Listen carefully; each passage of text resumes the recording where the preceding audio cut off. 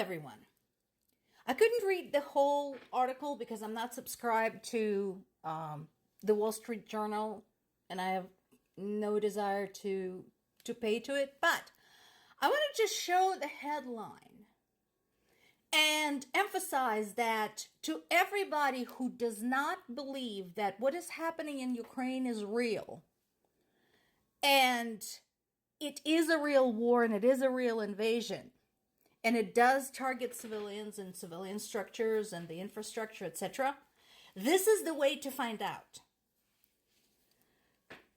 If you are not convinced by the reports from the grounds, by the conversations from those of us who have family there, by the satellite imagery, etc., fine.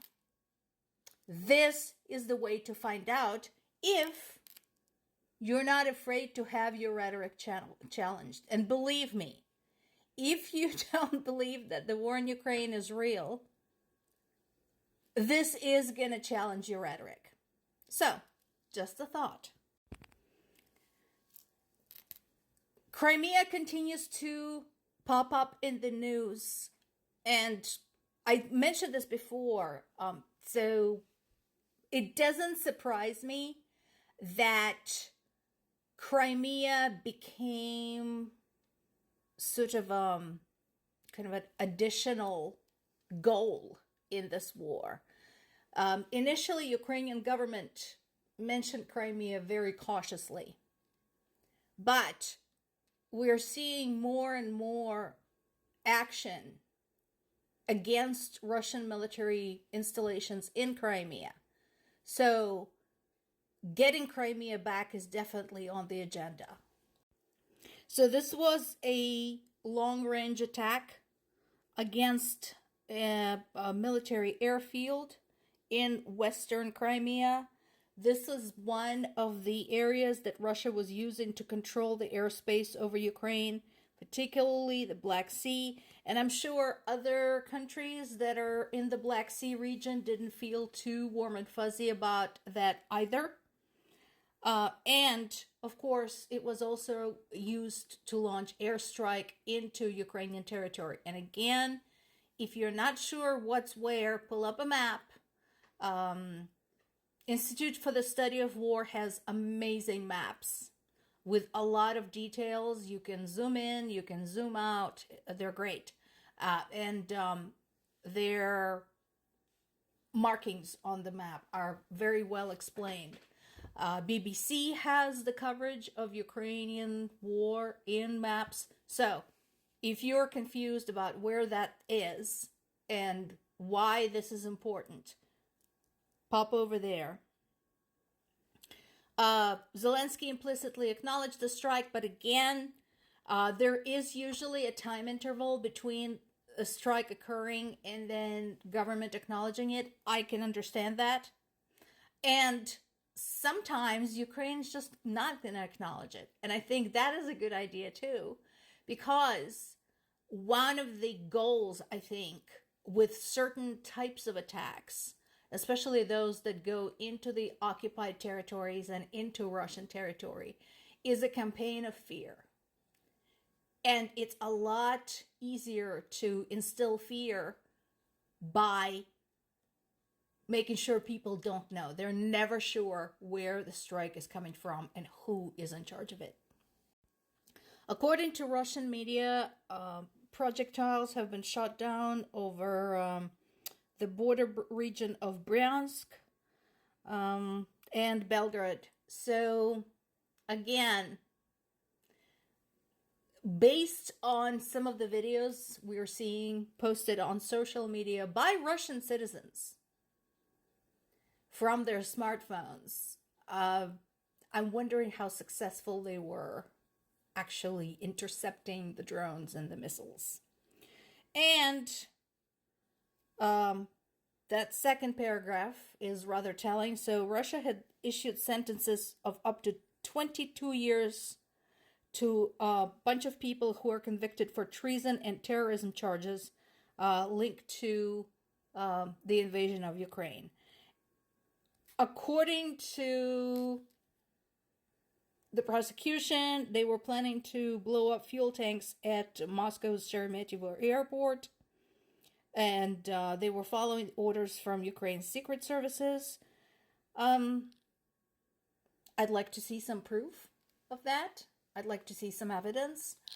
And here's the thing. So anytime they catch somebody in Russia who is a Russian national and a Russian citizen, they say, well, they were acting on the orders from Ukrainian Secret Service.